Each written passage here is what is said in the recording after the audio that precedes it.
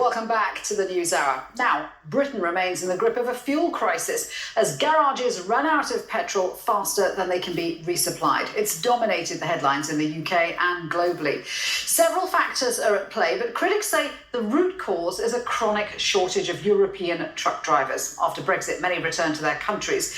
Some UK ministers are saying, though, that the real problem is panic buying. But the government says it will issue 3-month visas to encourage the return of foreign drivers. Sarah Morris covered the story for TRT World and has this assessment.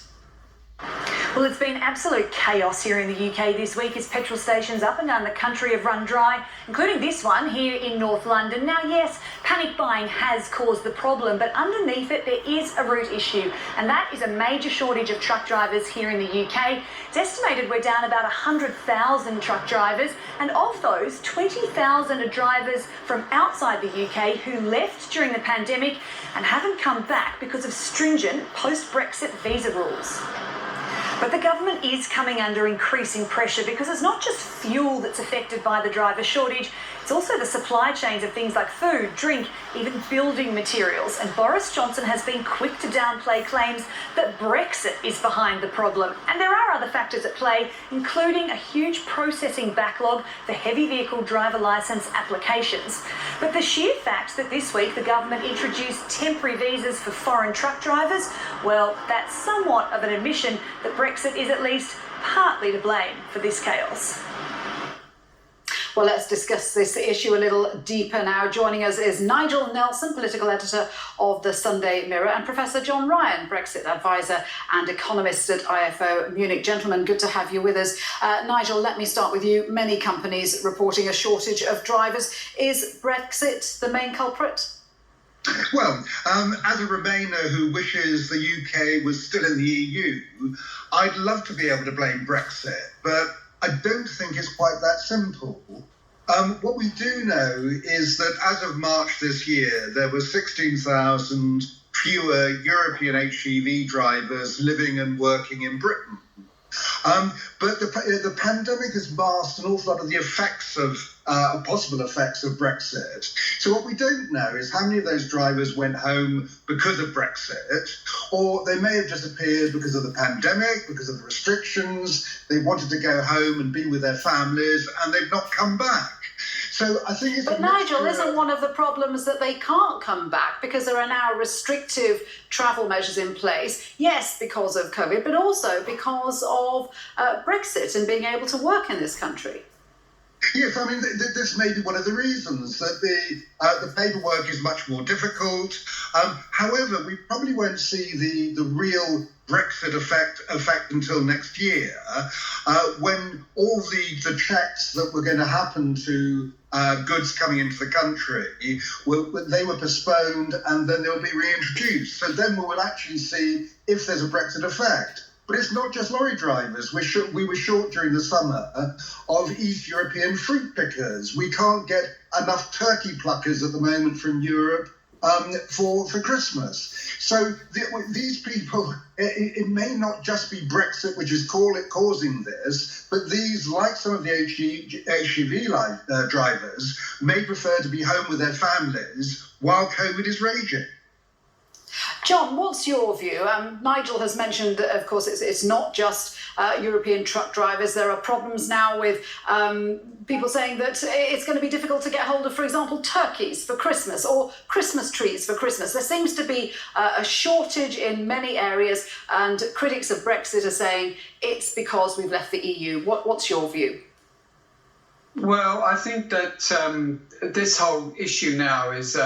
and this crisis is an opportunity, and the need to be realistic and honest about the consequences of Brexit, because government ministers are still standing up and criticising the EU for the fact that they actually chose to take a hard Brexit and we're not in the internal market anymore. And there's a lot of denial in the British establishment, media included, and in Westminster, in Whitehall. And there's a battle between remembering and forgetting. And the government is forgetting all the things that were supposed to go well for the United Kingdom when they left the EU. And now people are remembering those things that they've said. And I think that the Brexit and trust are going to be interrelated here in terms of what the government has said. I mean, I can give you figures on the lorry drivers, but you know, HGV drivers, they rose from 10,000 to 45,000 between 2010 and 2017. These are EU drivers. It fell to 42,000 in early 2020, and from March to June 2020.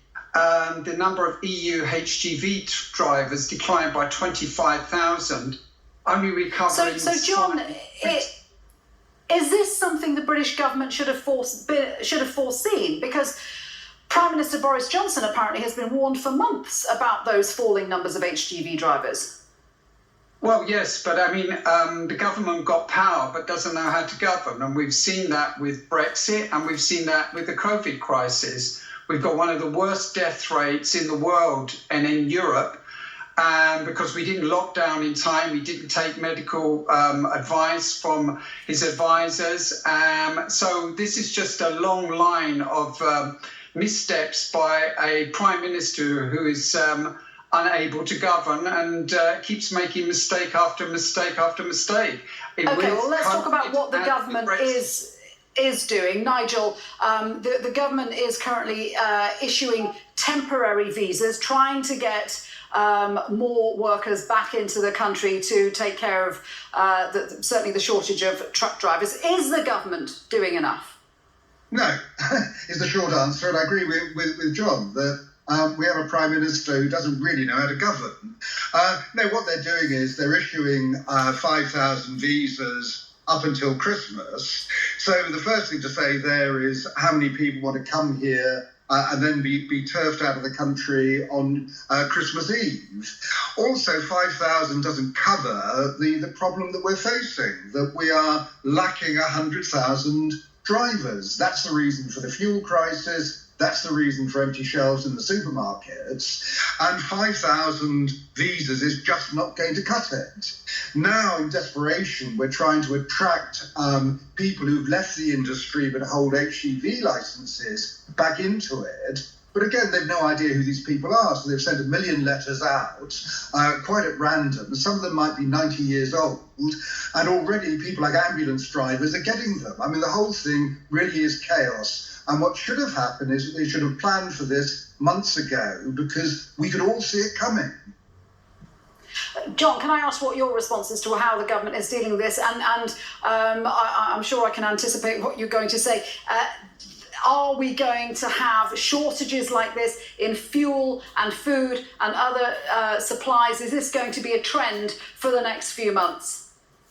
Yes, because they're unable to address these issues. They've been told about them. Anyone who brought this up in the last years was talked back to as perpetuating Project Fear.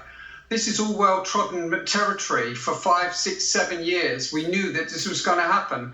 And there's been benign neglect by the government, and Boris Johnson especially, and a lack of understanding of the consequences of Brexit by the government and its ministers is shocking. And now people in the United Kingdom are going to suffer the consequences, not only in these areas, but also in the care industry, in the hospital industries, medical industry. I think it's going to be a very, very winter of discontent for a lot of people, and they'll have to revise their own judgment of whether Brexit is really a good thing. And a lot of the polling is showing that British public opinion is turning against it quite significantly at the moment. Really interesting to speak with you both on this issue. Thank you very much indeed, Nigel Nelson and John Ryan.